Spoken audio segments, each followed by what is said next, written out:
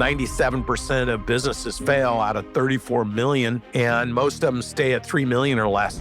If the business is going to grow and scale, the person in charge of the business must grow and scale. Brandon Dawson is the co-founder and CEO of Cardone Ventures with Grant Cardone, and he's a serial entrepreneur who's built not one, but multiple companies into 9-figure successes. I went and raised my first million. I made 100 presentations. I was laughed out of most of them. I bought my first business. Had no idea what I was doing between 26, 27.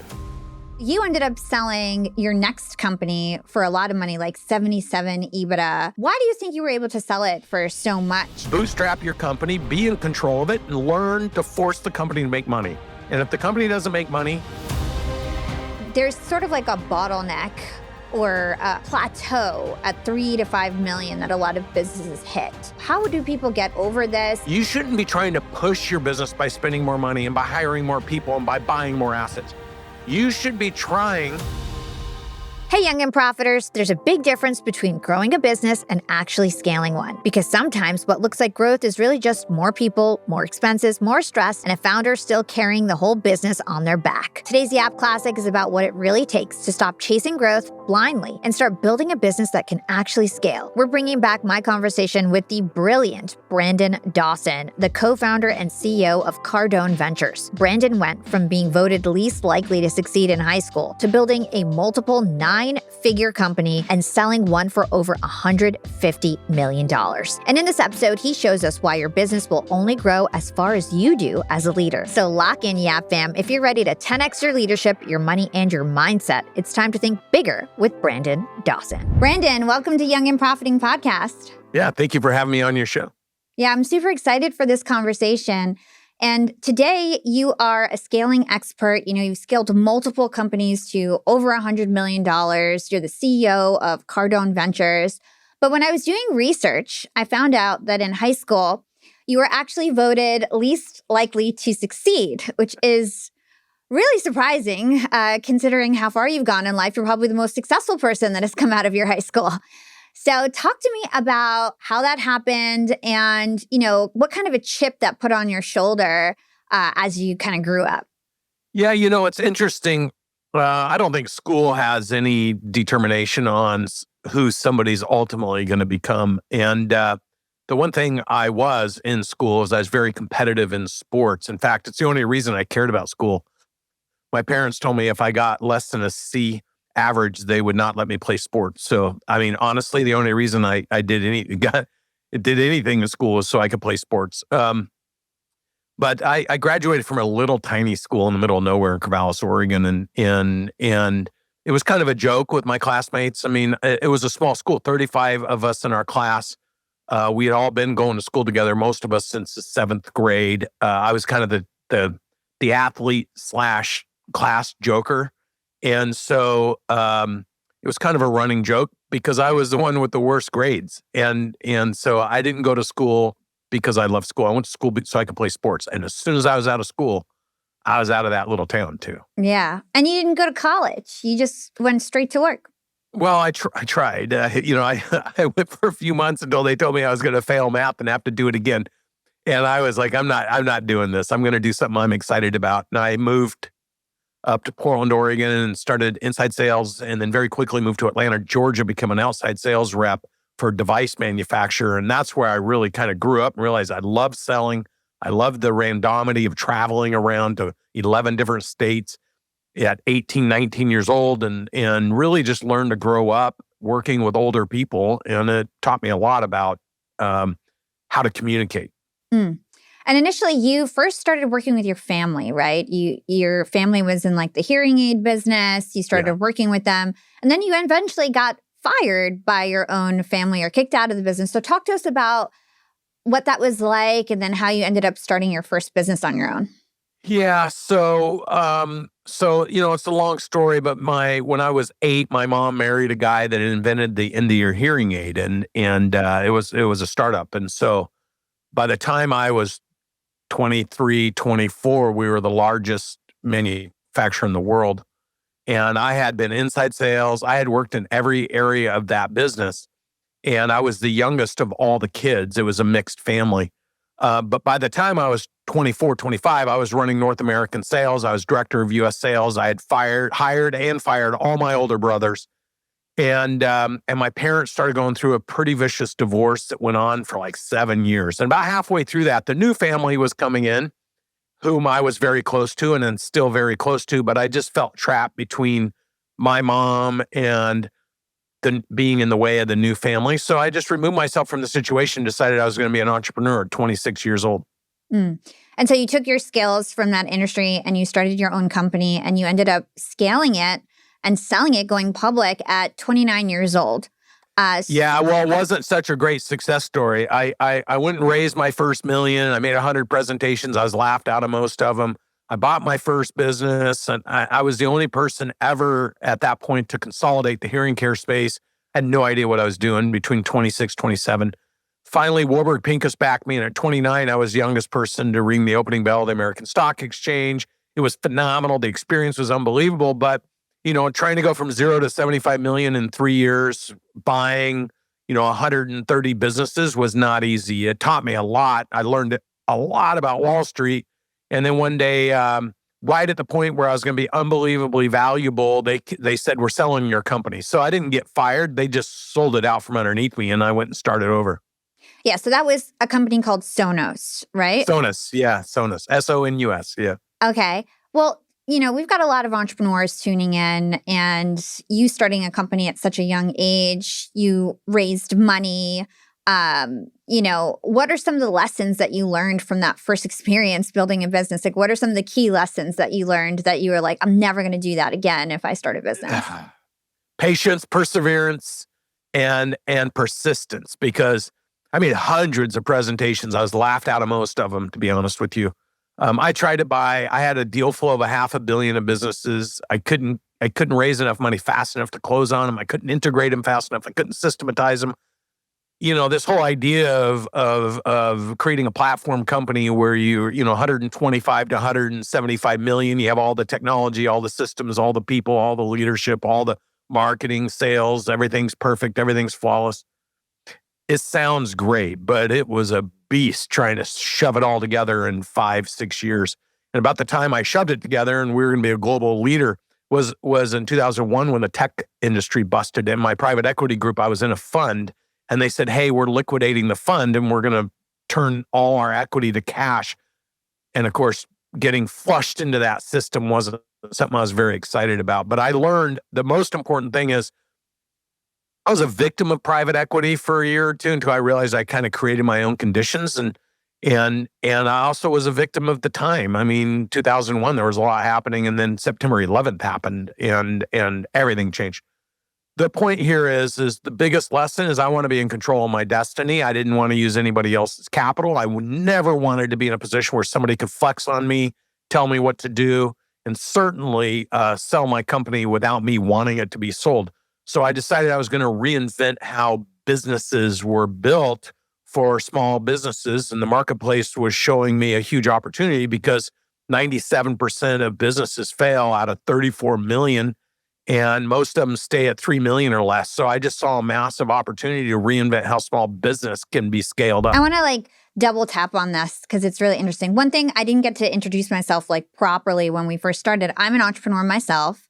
I have 2 companies, basically. I have a social media and podcast agency. And then I have the #1 self-improvement podcast network. So I get podcast sales for people like Russell Brunson and Neil Patel and Jenna Kutcher and all these really big yeah, it's awesome. And I bootstrapped my company. I just, sold what I was good at for myself, like LinkedIn and podcasts and getting sponsorships. And then I just started making money and kind of did it step by step and bootstrapped. Now I have a new boyfriend who is a VC entrepreneur and he raises money. And our experiences are totally different. His is not about being profitable. He just has to grow, 3x a year and just raise more money and raise more money. And for me, I'm just just making money. And that's all I'm focused about. And he's got way less equity than I do. And I have almost 100% of my company. And so it's just so interesting, the 2 different paths. For entrepreneurs who haven't started yet, just talk to us about pros and cons of taking VC money versus just trying to bootstrap yourself and when people should think about taking money if any time. Yeah. So look, I mean, obviously VC, private equity, they all have their place. If you have something that you can time to introduce into the marketplace to reinvent a space that you need massive horsepower, you need great relationships, and you need sophistication of people that understand how things are supposed to work, along with their network of people, venture capital and private equity is a perfect place for that. If you're a novice entrepreneur with an idea, most of you aren't going to access private equity or venture capital. So you got to have something that a venture capitalist or a private equity group really says, this looks amazing.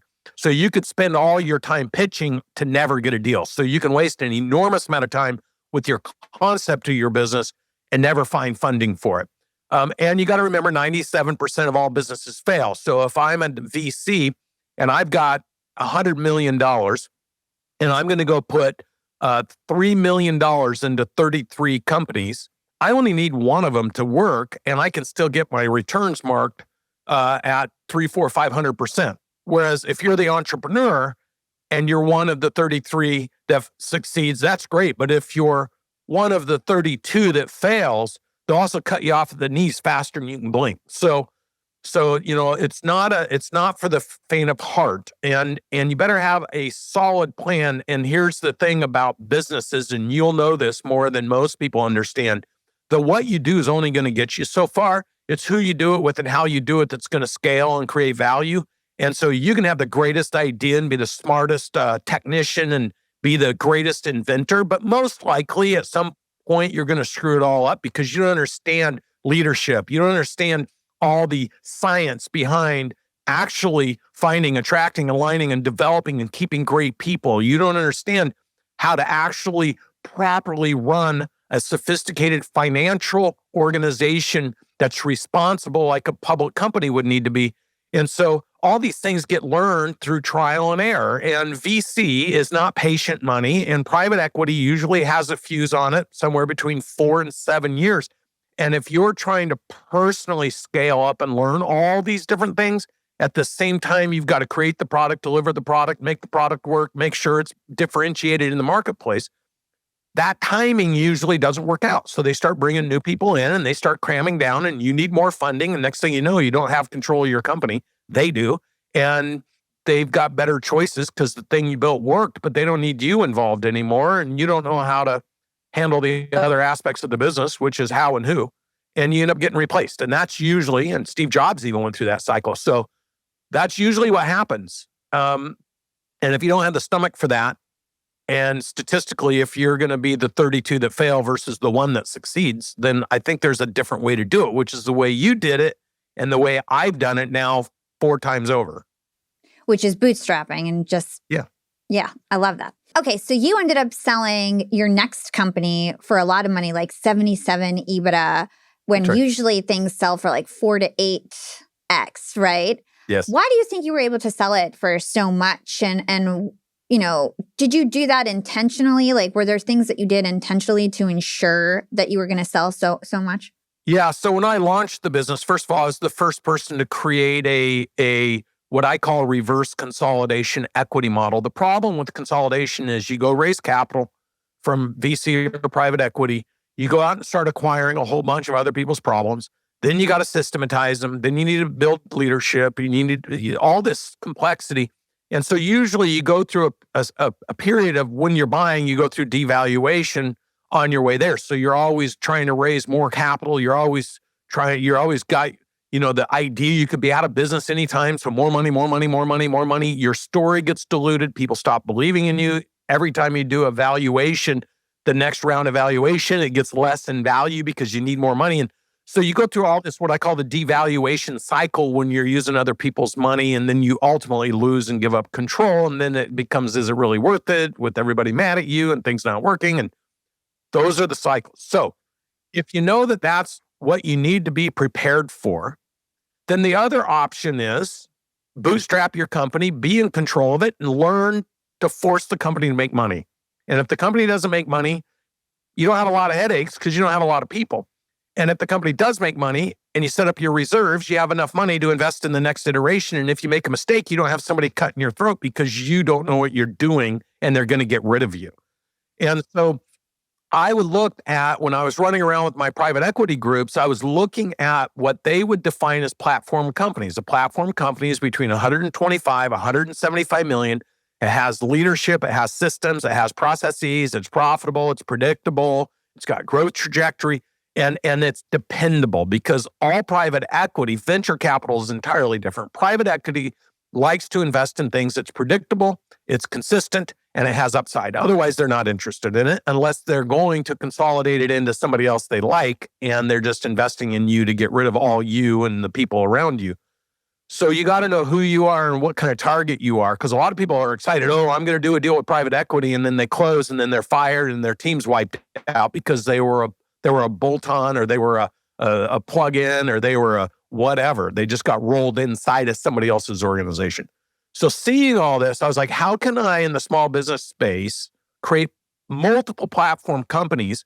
And that gave me the idea of reverse consolidation. Instead of me raising capital and diluting my equity and going out and buying businesses and trying to turn owners into employees, which doesn't really work very well, why don't I start a platform company and go to owners who are struggling and say, I'll build marketing, sales, leadership, operations, finance, technology.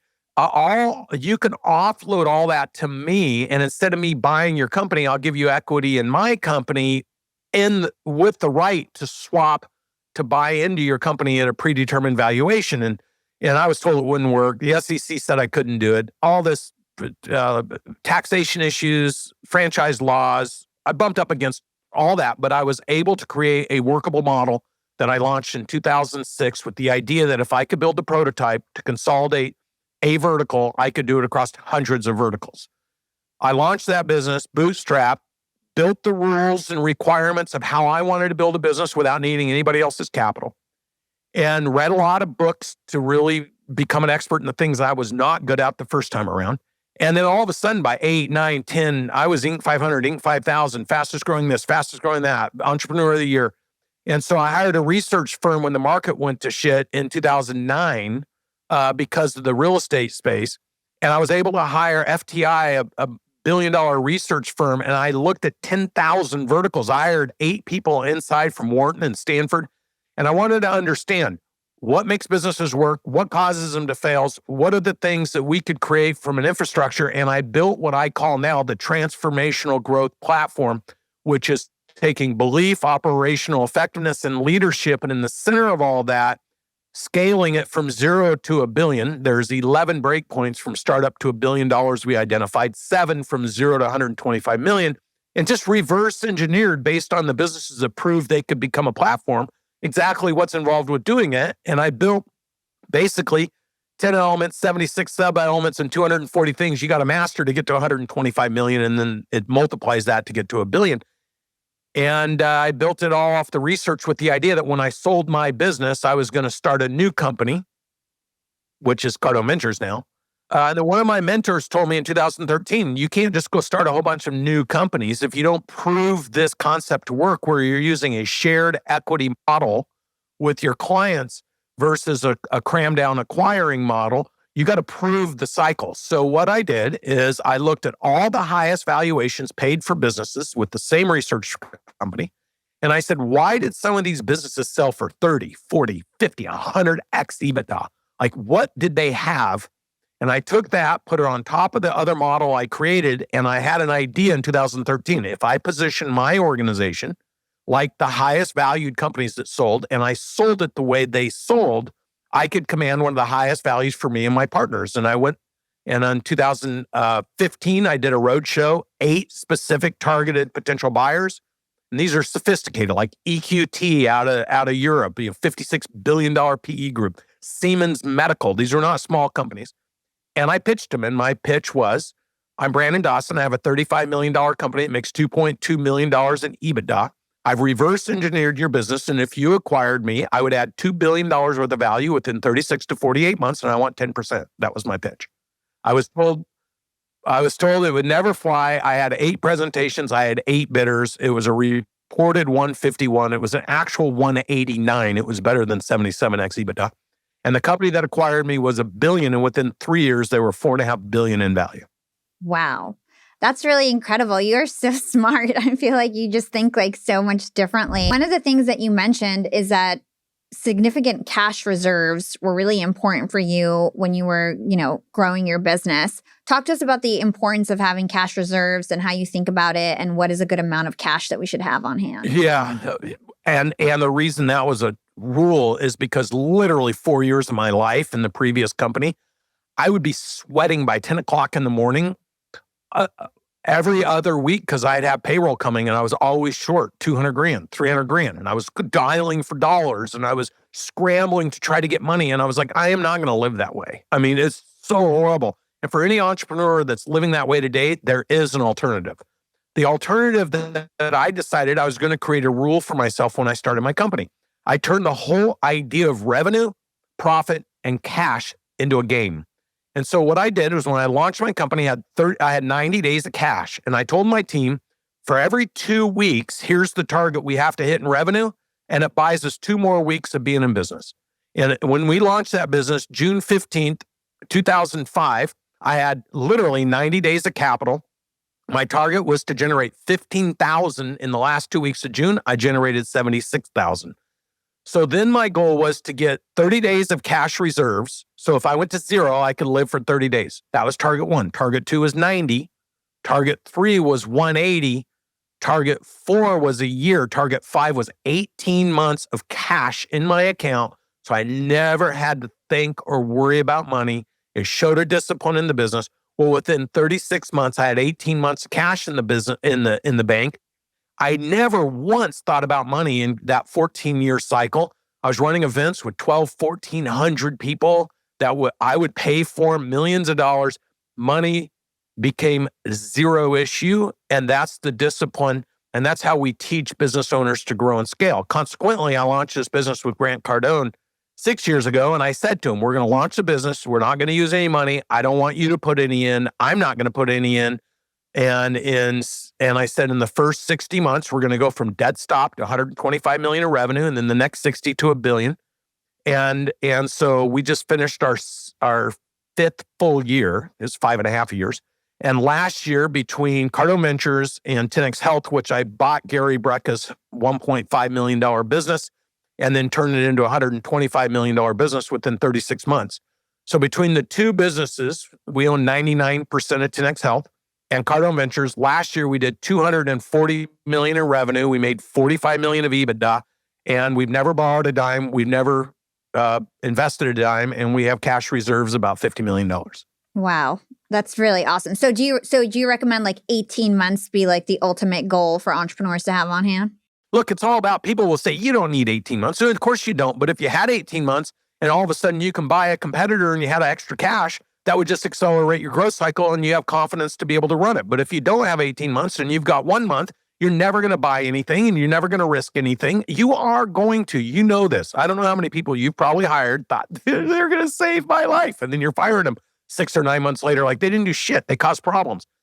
If you're a young entrepreneur, as you go through the growth cycle from 1 to 3 million and 3 to 8 million and 8 to 15 and 50, everything dynamically changes with a multiplier. Because when you're 3 million or less, and you know this, you're doing everything. When you go to 8 to 15, you now have to do everything but through other people. And if you're not skilled at finding, attracting, aligning, developing, and keeping great people, how do you do it through other people without them degrading what you did that worked? And if you can't, you end up breaking and going out of business. By the time you're 25 million, on average, you've got somewhere around, 25 million, you got somewhere around 50 to 150 people working for you. If you've never taken a leadership class or you've never taken a communications course or you didn't become an expert in personalities and communications and leadership, you're in big trouble. And so the things you need to evolve, if the business is going to grow and scale, the person in charge of the business must grow and scale. I've never seen an entrepreneur that built a $3 million business that stayed a 3 million entrepreneur and grew it to 100. So the business will follow the leader 100%. And then after 15 million, the business will follow the leaders. And then after 45 million, the business will be culturally the leader. And if you can't make those transformations, you're out of business. Let's go deeper on some of those concepts. So one thing I want to talk about, you were just talking about teams. One last question on your sale of Audigy. Is that how you pronounce that business, Audigy? That's correct, yes. You actually shared some of the earnings of when you sold with your employees. When I started the model, I shared 45% of the equity with my customers on an innovative program I put together and my employees. Yeah.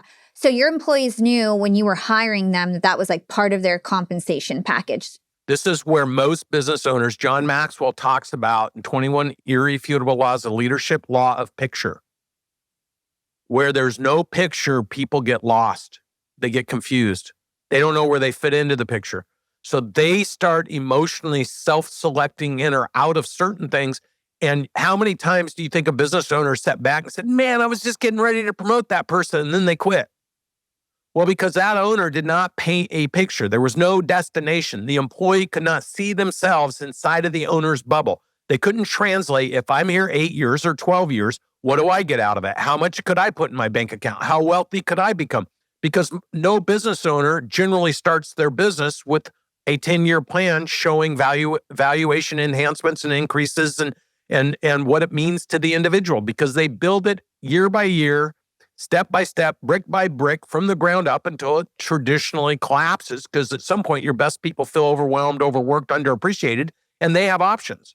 So if you can't keep your good people, every person I hired, in fact, my president started first job he ever had, and I said, you're going to have 7 to 8 bosses. And if you want to quit at any time I put a boss in charge of you, then you're the wrong guy for me to let you run this company eventually. And he's like, but I don't like these guys. I'm like, yeah, but I have to hire them because they technically know how to do the work that you don't know how to do.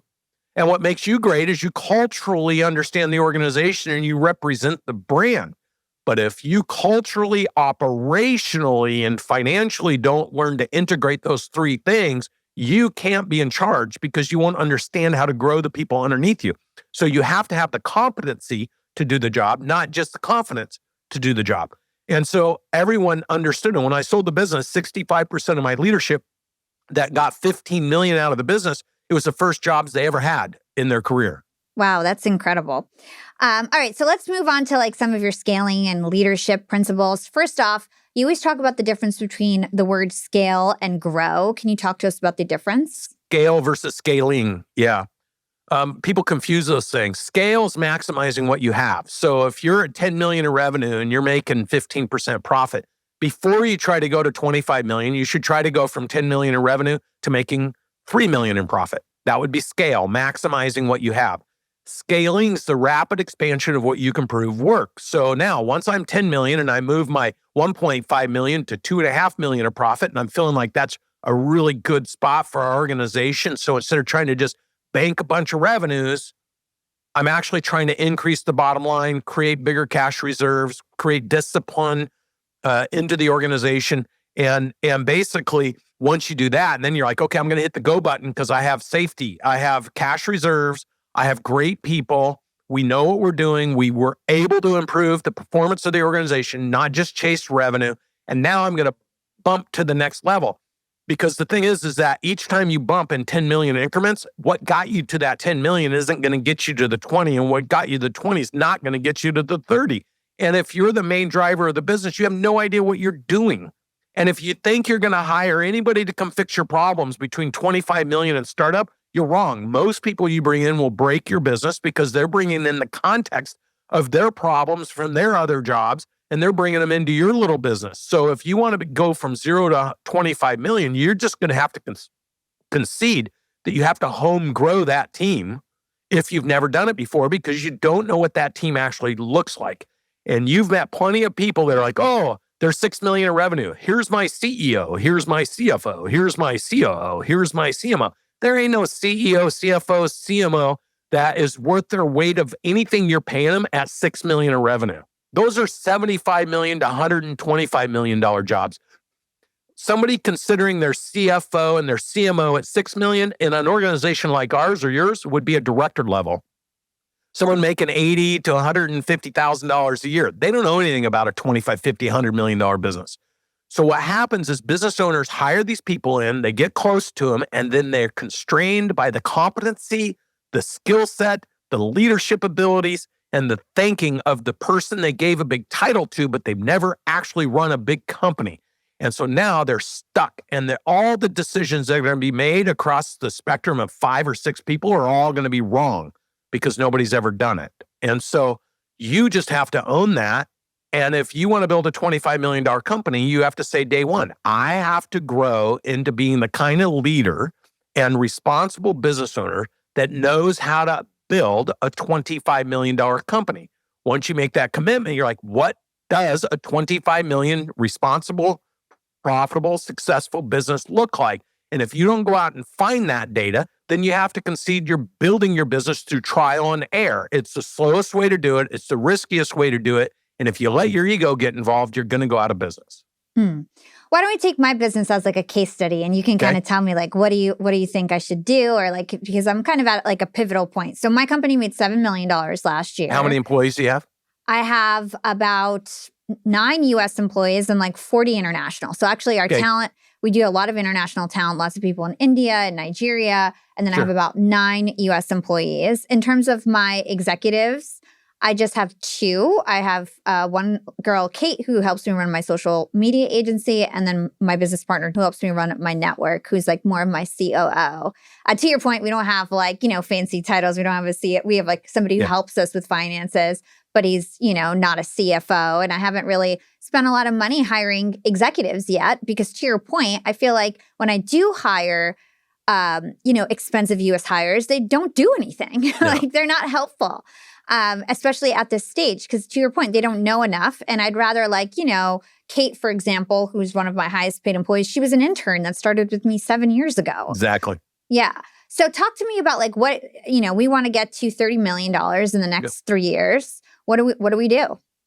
Okay. Well, 0 to 3 million is just the thing that you do. It has to work. Now, you just mentioned that effectively you have 2 different businesses doing 7 million.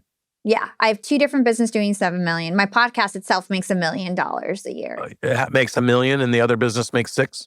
6.5. Okay. So what you got to look at, those are 2 separate businesses. And so when you aggregate the revenue, and what you already said is you have a service leader, somebody who's running each of those businesses is what you defined, right? So you have a key stakeholder in each of those businesses, and then you're the visionary. And then you hire in help for finances and things like that. So that's kind of how it's built. The what you do will get you to 3 million. Who you do it with gets you to 8. So what's allowed you to get to where you're at is you've got a couple people you can rely on and depend on. And I call this the rule of 3. I've never seen a successful $8 to $15 million business that didn't have 3 stakeholders, because no one person can do all the things that you need help doing. You can't run a podcast plus an operating company, plus be the host, plus be this, plus be that, plus be doing the books in the middle of the night. You can't do all that and be 8 million by yourself. It just doesn't work. So 3 million, you can get there by yourself. The move to 8 million, there ultimately is always going to be 3 people involved with doing it. To get to 15 million, those 3 people need to evolve to critical positions in the organization. The visionary founder, you're going to be one of those. There's no question. But if you don't flank yourself with a controller level financial person who is easy for you to communicate, easy for you to get along with, easy for you to trust, because theft is a big thing in these businesses. If you don't have that by your side, you're going to start making technical financial decisions that will break your company eventually. The other side of you is you're going to need that operator, that person that you just talked about, but they're going to have to help you across both organizations. Now that move to 25 million, by the time you get to 25 million, because you're going to be running your business on somewhere between 12 and 17 different systems at 25 million. You're going to have your CRMs, probably different ones for different businesses. You're going to have your technical teams. You're going to have your different automation you're running on. You're going to be using your social media. All this needs to get consolidated into something that you can look at and take action against. And at 25 million, you're going to be having to switch your business from cash to accrual somewhere in there, which means you're going to start changing compensation structures. You're going to piss off people. You're going to start realizing that the money you book as revenue is really deposits. And so you're going to think about the context and the strategy of your business a little different. You're going to need a different caliber person who can make that transformation financially for you. We did that already. We did the accrual already. Perfect. Yeah. There you go. So you go from cash to a hybrid, cash accrual, and then eventually you go full accrual. So these are all the things that for your business to mature. But at 25 million, you're going to need 5 people that are running your business alongside of you. You're going to need a financial person. You're going to need some level of technology person. You're going to need your operating person. You're going to need your sales person to make sure you're closing and getting the money in. And then you're going to need you setting the tones. Here's where we're going. That rock over there is where we're sailing to. There's no compromises. And we're going to do it within the boundaries of how we structured and run the organization. You're going to be looking at cash collected daily against monthly targets divided by 30 days. And people are going to say, but we don't work 30 days. There's only 20 days in a work week. You're like, no, that's a rule that somebody else made up. We take money in 30 days a week. So how do we offer things where we can collect money, or how do we run dual teams? So Saturdays and Sundays, we can also generate capital. Somebody has to be in charge. And this is what happens with businesses as they start to grow. The business owner gets trapped in doing all the work and hopes the people they surround themselves with are going to set that tone. But those people have never been in that kind of environment. They don't work in that environment. The work-life balance starts to become a conversation, all because targets are being missed. People are pissed they're not making the money they want, and all that weight starts landing back on your shoulders. And people are saying, you don't give us the attention. You don't give us the time. You're too busy. You're not giving us the right direction. I would start today at 7 and say, target is, if you're going to do 30, you might as well do 45, because what you're going to have to do to get to 30 isn't going to be any different to 45. You could say 25 and say, okay, this is what it's going to look like. At 25, I'm going to have 4 other partners. At 25, we're going to be running 25% profitability. That's $6.25 million of profit. We're going to be generating $2 million on average, $2.2 million every single month, divided by 30. That's our daily cash target. And I'm going to be looking at that cash collected every single day. And if we're ahead of schedule, we're going to adjust our target up. If we're behind schedule, we're going to attack it and get back on target. And you're going to drive with that level of intensity. And if you don't, and you're like, oh, it's working, and I hope it works, and they're going to be great, it's all going to fall apart around you. And that intensity never ends all the way to 125, because to go from 25 to 45, 45 to 75, 75 to 125, you as the owner are going to have to make leaps and bounds of a skill set adjustment. And the way I have done that is I bring retired people in who are really an authority. I hire them for up to 18 months to work side by side with the younger people I'm developing, so they understand how to make the move from cash to accrual or hybrid. They understand what cash collected is. They understand how to put money aside and how to get money on the money. And they understand how to manage the balance sheet. They understand, like, somebody has to teach. If you have a great finance person who's young and hungry that you trust, somebody's got to develop them on what a $125 million CFO looks like. So you start hiring those people. And then if you don't like them, you get rid of them and get somebody else, right? But you're not burning out your one person you really like, but they just don't know what they're doing. And the biggest risk is those people aren't going to want to let you down, and they're not going to want to show you weakness. And you're going to find out something really bad when it happens, but they're not going to let you know it's happening to fix it ahead of time, because they're scared that you'll lose confidence in them. So that's what you're going to do to get to 25 or 30 million. So I know that there's sort of like a bottleneck or a plateau at 3 to 5 million that a lot of businesses hit. So how do people get over this? And what are some of the common challenges that you see at that stage of entrepreneurship? Yeah, well, just statistically, 34.5 million small to mid-sized businesses, 92%, I believe, are stuck at 3 million or less with 12 employees or less. So it is breakpoint 1. And that's because the what works.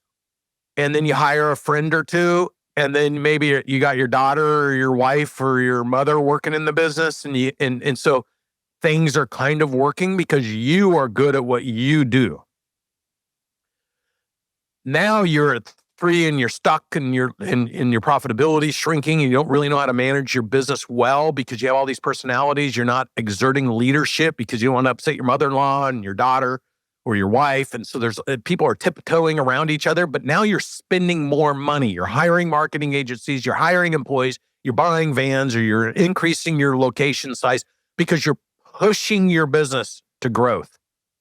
And all along that you're pushing it, this is scale versus scaling, you're getting diminishing returns. As you get diminishing returns, you start to get flustered, you start to get frustrated, you start to get fear, you start to have anxiety, you start to get more stress because you're making less money and you're working even that much harder. And you start to give up on the idea of getting big and you decide to settle on what worked with the people it worked with. This is the cycle these businesses go through. I call it the washing machine cycle. It just keeps going. You take something out of the wash, you put something out here, and you're still banging around. And it's because the what you do is only going to get you so far. Recognizing from 3 to 5 million scale versus scaling, you shouldn't be trying to push your business by spending more money and by hiring more people and by buying more assets. You should be trying to slide to 5 million with the same people, the same assets, and the same resources you have at 3. Because there's no way you've maximized your operational effectiveness in your business when you have no idea what you're doing and you assume you do because it works. But it will not work when you go from 3 to 5. Increasing the costs, increasing assets, increasing time isn't the thing that's going to take you to 5. Being more efficient, being more effective, hiring higher quality people who can execute without you babysitting them and do it for you instead of you doing it. These are the things that are going to move the business, and they will pull the business up versus you shoving it up. And this is why so many business owners wear themselves out. And if you listen to people, they'll use the right language. It's like rolling a huge rock up a big hill. Yeah, because you need a team to pull the rock up the hill. So you doing it because you're good at something and you've been doing it is the thing that's going to kill you. That rock will roll back on you. You recognizing you need to surround yourself with other people who are as committed, who want to help you pull that rock up the hill, and they come alongside of you. Well, that's a different skill set because you have to create that. And you can't do it with no accountability, no discipline, all that stuff in your business. And you can't do it by giving people bigger titles because you don't make enough money to give them raises. Those aren't the things that are going to get you there. And if you don't technically choose to change who you are, how you think, and what you do as the leader of the business, you're guaranteed to have the business follow the leader. As we're talking about these leadership principles, you brought up John Maxwell, who I love. I've been to a bunch of his events. Haven't interviewed him yet, but I love his books. And you mentioned one of his principles. You also talk about in your book, the law of the lid. Can you talk to us about the importance of the law of the lid when you're thinking about leadership in a business? 100%. I was not a good leader in my first business. The first thing I had to acknowledge is I really sucked. I was practicing on everything. I let my ego get in the middle of it. I thought leadership was telling people what to do and demanding that they do it. It was really all backwards. Okay. So when my mentor, when we went through what I did well and all the things I screwed up when I was going to reset and start again, he gave me a list of books based on where I identified my biggest weaknesses: leadership, operations, finance. And he gave me a bunch of books: John Maxwell, 21 Irrefutable Laws of Leadership; Sharon Lecter, Cash Flow Quadrant; Beyond Positive Thinking because my thinking was broken; Jim Collins, Good to Great, Great by Choice, How the Mighty Fall series. He gave me all these books and said, read those, come back to me and tell me what you did wrong the first time around. So I had that context contrast, right? You need that as a business owner. And I came back and I created this massive list of all the shit I did wrong. And then I started reading the books and filling in the gaps. And the first book on leadership was John Maxwell's 21 Irrefutable Laws. He ended up writing 3. Now he's got 4. But he ended up writing 3 additional law books. So he had 53 laws. And then I created a whole algorithm out of the 53 laws. But the first one I read in the first chapter was Law of the Lid. Lid is a cap. It's you cannot be a 5 leader and have 8s working for you. They'll leave you. You can't be a 5 producer and develop 10 producers. They'll leave you. You can't be an inspiration as a 3. Oh, business sucks and everything's hard, and expect people to be excited and work for you. So I created. It just became so obvious when I started getting into Jim Collins and John Maxwell. I realized there was 3 lids in business. Lid is the cap. It's the belief lid. The higher you believe, the more energy, effort you'll push into achieving it. As soon as you lower your belief, you give up on pushing. So the higher you believe, higher you achieve, lower you believe, the lower you're capped. Well, the only way, if you believe high, that you're actually going to reinforce getting there is through operational effectiveness. So I realized there's an operational effectiveness lid in the business. If I'm a 3 sales manager, I'm only going to produce 2s and 1s.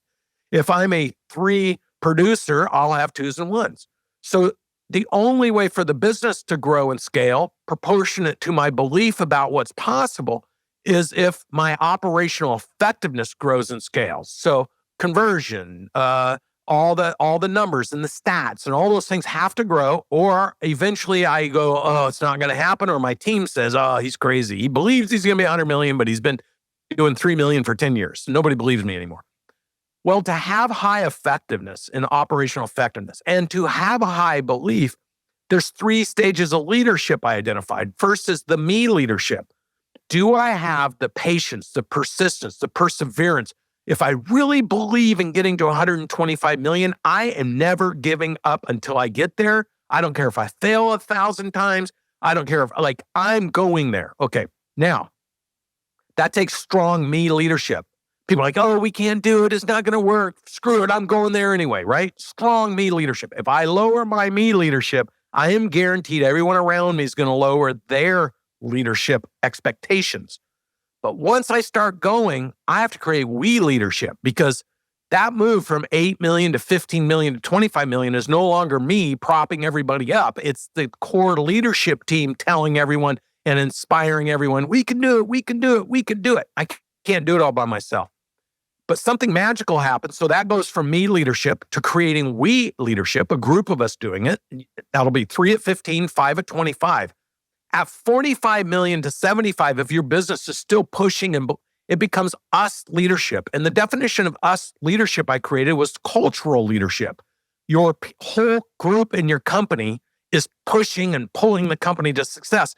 Because if you take the statistics of Gallup poll for 25 straight years, every year they interview 100 million US workers. 2/3 say they're actively disengaged or disengaged. 18% admit they're sabotaging the company. So if you have 100 employees, 60% are doing little to nothing, and 20% are trying to put you out of business.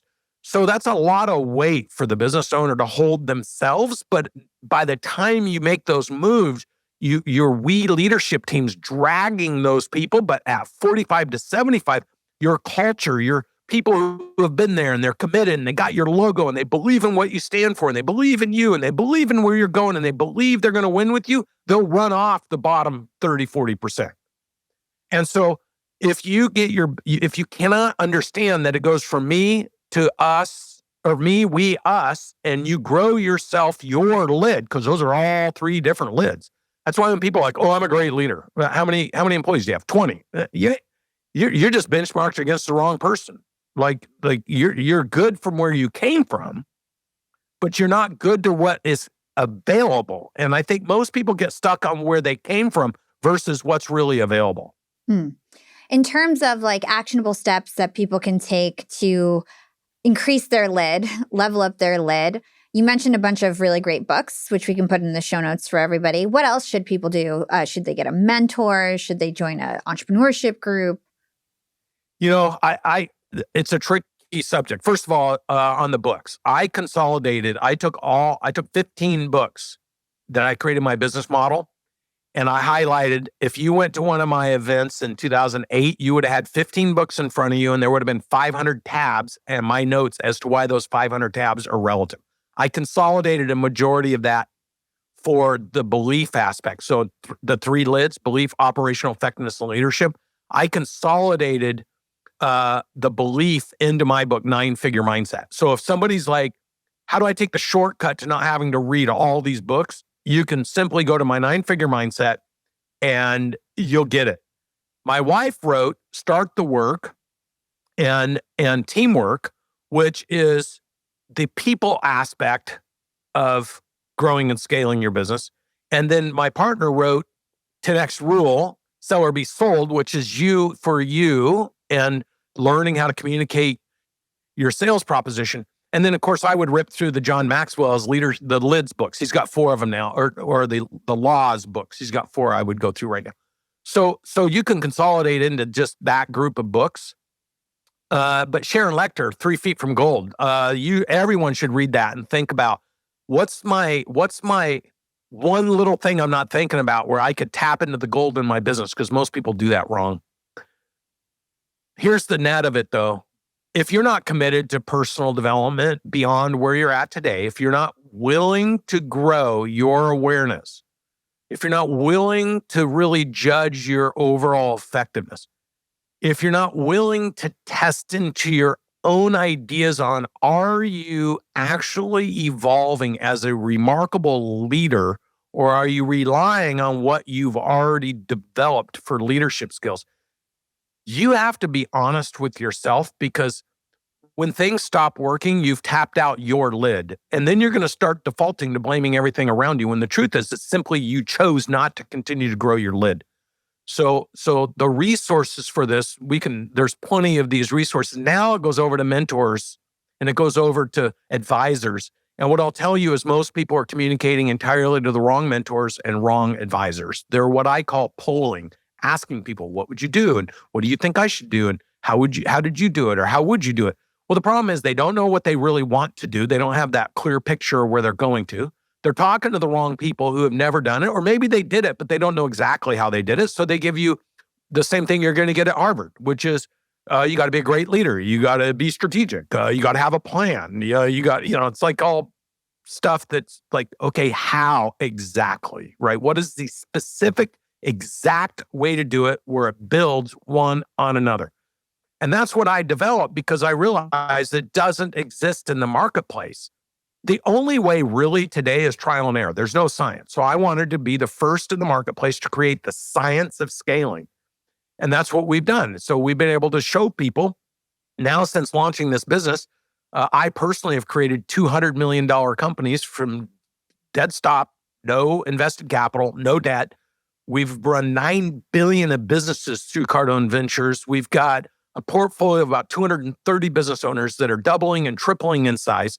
And so now we're going back and studying what we did with all of them so people can just get the quick answer. But here's the net effect. If you're talking to somebody, and I have some friends in the marketplace, and you've interviewed some of these people who have been hugely successful building their business, but the information and data they're giving you is still somewhat generic. So it's like, here's what I did, and here's how I did it. That's great, but that doesn't tell you in the moment, in the heat of battle, if I'm making a choice between 1, 2, or 3, or A, B, and C, which decision do I need to make to get the fastest result? And what should I expect that result to be? It's very difficult. So, and here's the thing I would tell everyone watching or listening to your show. If you're asking guidance or advice from somebody who's never done it, like what I call polling your friends, your family, other business owners, what do you think I ought to do? You're already going to go broke. That's a guarantee. The only people you should be asking anything of are people who are living, breathing examples of what you're actually trying to do. Because if you go to people in multiple industries, it's going to be different. Those nuances of the things you need to do. If I'm trying to build my HVAC business from 5 to 25 million, it's going to be entirely different metrics, different things I look at than if I'm building my restaurant chain from 3 to 15 locations.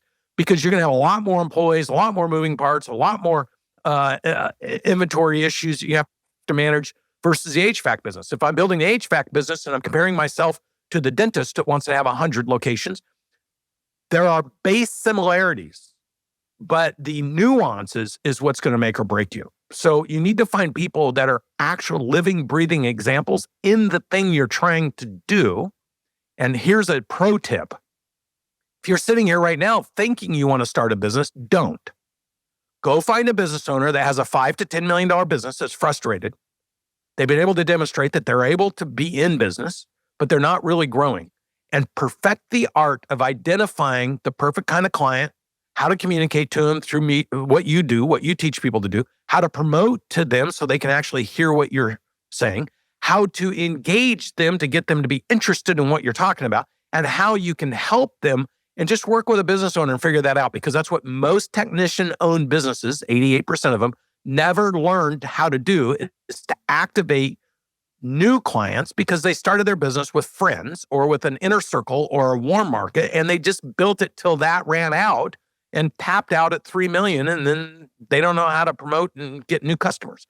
Every business needs new clients. And so if you could just perfect that, you could build just about anything. Yeah, I love that advice. It reminds me of what Cody Sanchez talks about, which is like buy boring businesses, but you're suggesting go work for somebody. She talks about buying laundromats and stuff. I mean, look, Cody's awesome. And if that's what you want, and I've got a lot of wealthy friends that own 50 laundromats or 20 car washes, or I mean, those are unbelievable. I just be completely transparent. I started buying mini storages in 2000. In 2000, I have 680,000 square feet with a couple partners, and they pay me $60,000 a month, and I've got all my money plus out. So those things are great. I view that as a different type of business. That's more of like if I want to build a micro portfolio of things that will cash flow, and there's nothing wrong with that. And Cody's the best in the world at talking about it.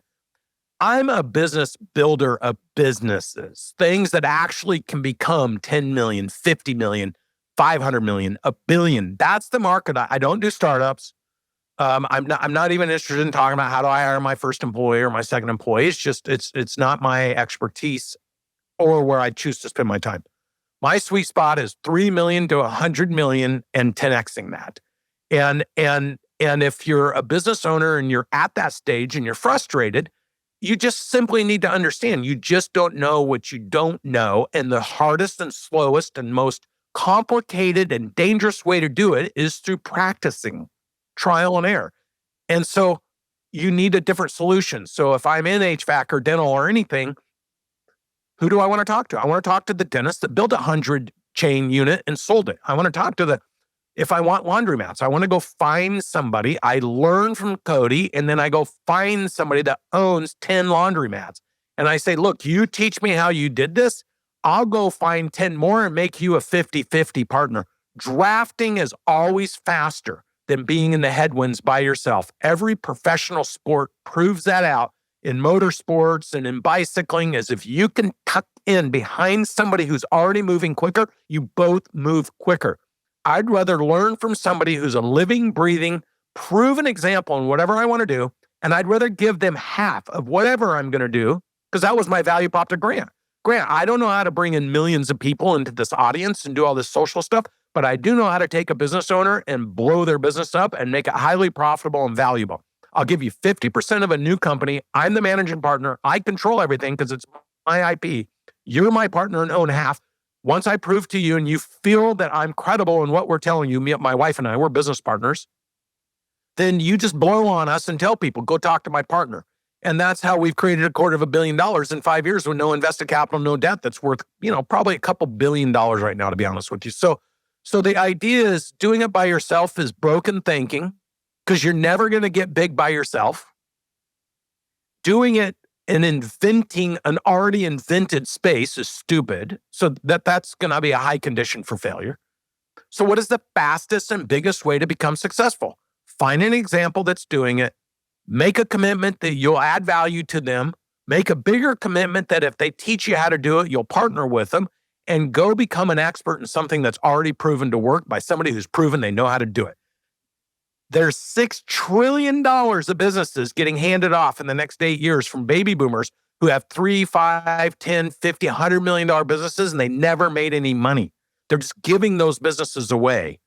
So becoming an expert on how to start, grow, optimize, scaling, blow it up, and then exiting at a high value makes a lot more sense than just starting something hoping over the next 20 years, you can create a legacy value in that business. You just tapped on something that I was going to be my next question, which is your relationship with Grant and Cardone Ventures. And this idea of creator entrepreneurship is really popular right now. And essentially, it's all about getting eyeballs online and having social media. And the biggest entrepreneurs out there also have a huge personal brand like Grant does.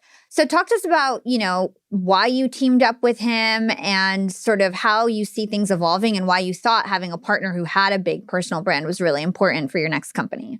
Yeah, so we hired the same research firm when in 2016 when I sold my business for the 77 times EBITDA. I hired IGS out of Boston. It's another huge research company that private equity uses. I gave them the original work we did with FTI out of Chicago, and I said refresh this 10,000 business scoping thing over the next 3 years while I integrate my business into the Danish public company that we took from 1 to 4.5 billion. And when we had done all that and all that new data came back, I told Natalie and I were talking about starting our new company. And so we were like, what's the fastest way to success? And she's half my age. And she said, you should look at some of these social media people who have legitimate businesses. So she made me a list of 25 people because I wasn't following social media. And I hired my same research company and I said, here's what we want to build. We want to build a business that helps entrepreneurs and business owners across these hundreds of sectors to be able to grow, scale, create massive value. We want to do it with someone who has high credibility, somebody who understands how to build a business. And so I turned them loose. They came back and said, here's a list of 3 people. We went deep on those 3 people. The reason we picked Grant and Elena Cardone is because Grant, I created the first reverse triangular merger, decentralized, democratized equity structure with business owners long before blockchain came out to innovate the small business space and create platform companies. Grant was the first person that actually took the laws that changed from David Wield during the Obama administration, crowdfunding laws, and he was the first to actually do it in multifamily. And when I went to his event, he had raised $250 million directly from his community. Nobody else had done that. I knew we were going to buy businesses and wanted to do it with our community. So I said, that's a perfect fit. He does it for real estate. I'll see how he does it, and I can do it for businesses with business owners. Then underneath that, he was the number one marketing and sales guy in the marketplace. And so he had that down. Now, I'm a scaling expert. Based on the engineering, I know there's 10 things to build a big business you got to be an expert at.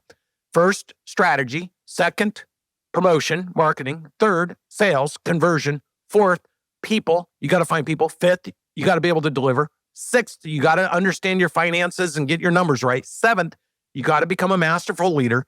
8, data. You got to know what you're looking at. 9, systems and technology, because that's different than data and expands and grows as your business. And then 10, investment thesis. What to do with your money to get the highest returns and grow scaling faster, right? By either amalgamating or acquiring assets or bolting on or tucking in or buying your technology, whatever it is.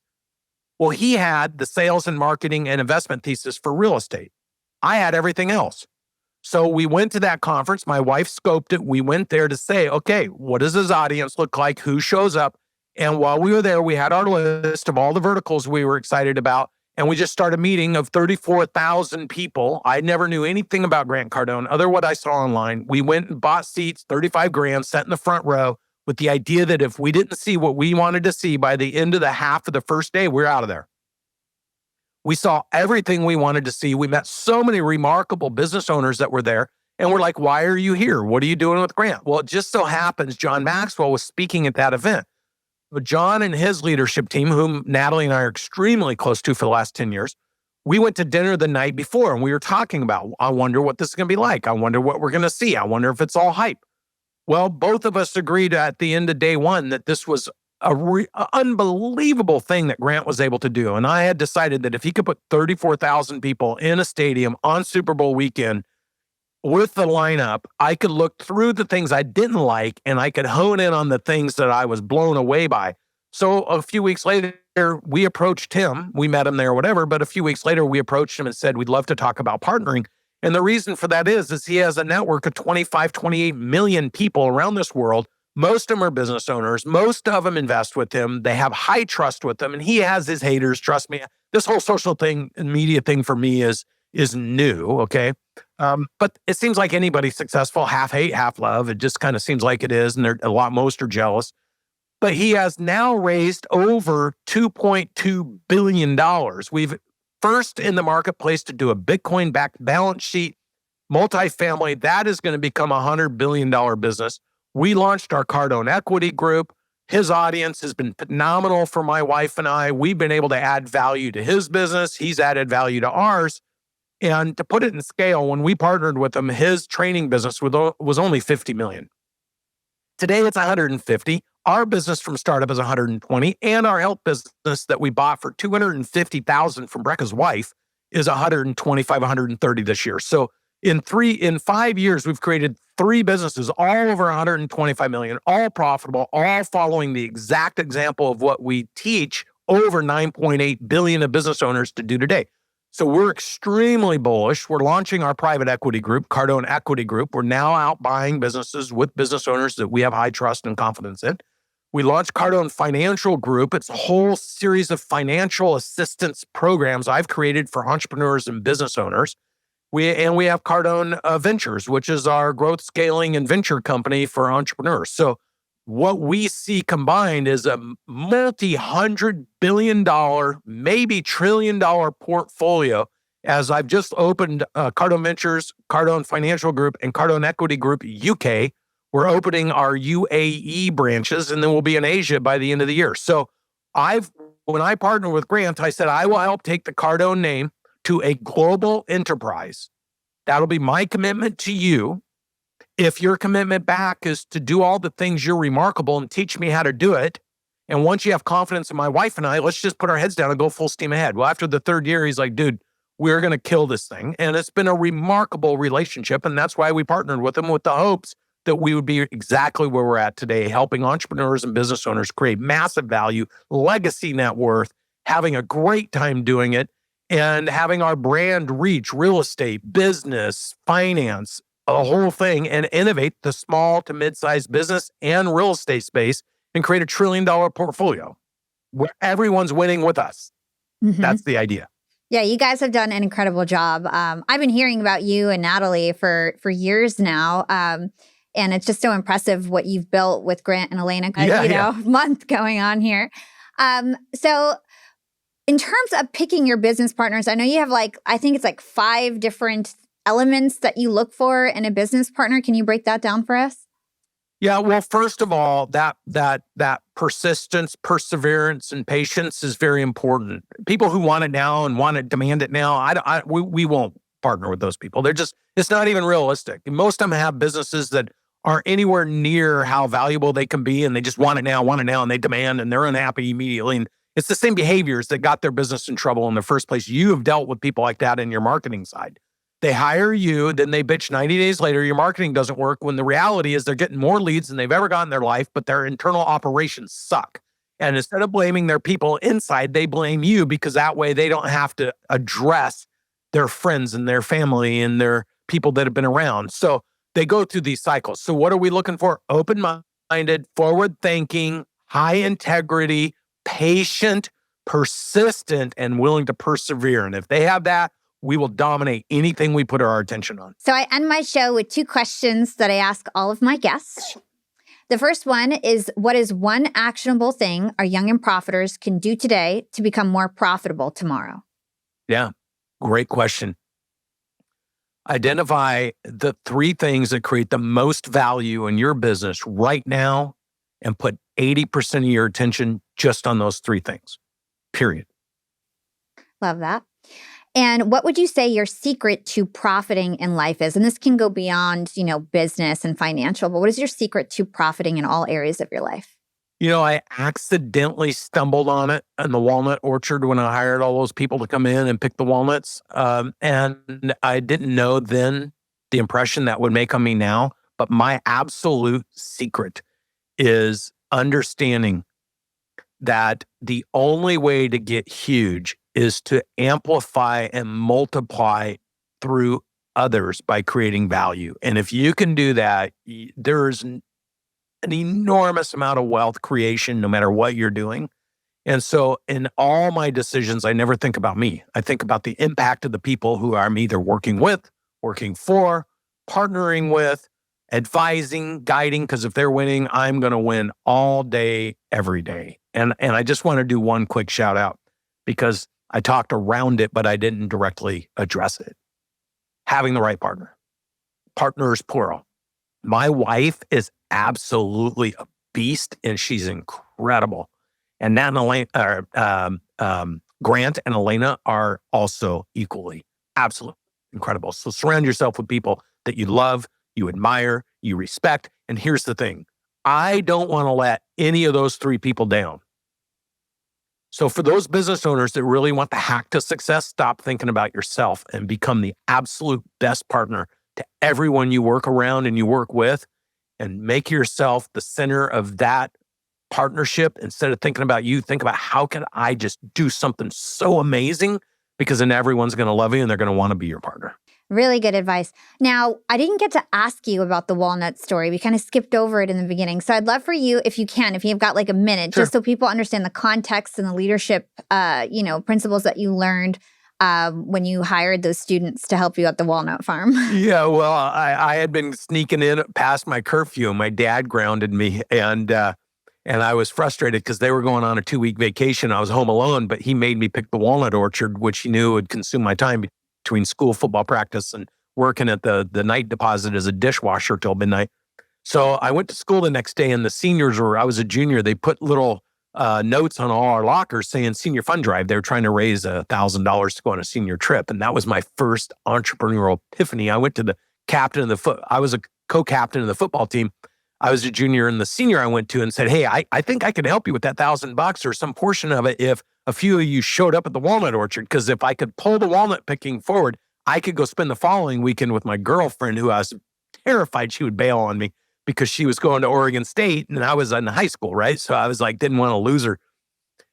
And I ended up with like 35 kids and their family and everybody come out. And in 2 days, we picked that thing clean. And I didn't do any of the things I hated. I didn't get my hands stained. I just went around topping trees and putting stuff in the burn pile. And then the parents bought all the walnuts because they were, and I didn't understand it. But when I look back on it, the parents showed up and did that with their kids because they were graduating. They wanted to show them they were interested, right? They did something I hated to show the people that were their kids they loved them. And then they bought it to thank me. They bought everything to thank me for allowing this to happen. Everything I hated turned into something that was like a massive blessing for other people. And I think what I'd like to say to every business owner who's right now frustrated with their business or pissed or fearful or upset because they're struggling, just remember, the very thing you hate can create life for somebody else. So instead of thinking about what you don't like, ask yourself the question, how could this resource create life for somebody else? And then give them an opportunity to come solve that problem with you, and watch how fast the things that you're frustrated with turn into the things that you become the most joyful about, which is watching other people succeed. I love that. What a great way to end the interview. Brandon, this was such an incredible conversation. You're welcome to come back on the podcast whenever you'd like. Where can everybody learn more about you and everything that you do? My Instagram's easy, at Brandon M. Dawson. My YouTube channel is at B. Dawson. And, obviously I'm trying to build both of those. My podcast is the Building Billions by Brandon Dawson. So those three areas, or just go to CardoneVentures.com. You can look us up there too. But look, I think my wife would kill it. I looked you up and I know who you are. I looked you up. I looked at some stuff before we jumped on the show. I know how hard it is to be successful in this space. And you've done such a great job. I just want to congratulate you. Thank you. That's so sweet. Thank you so much. Thank you, Brandon. I really enjoyed our time together. As did I. Thank you for having me on your show.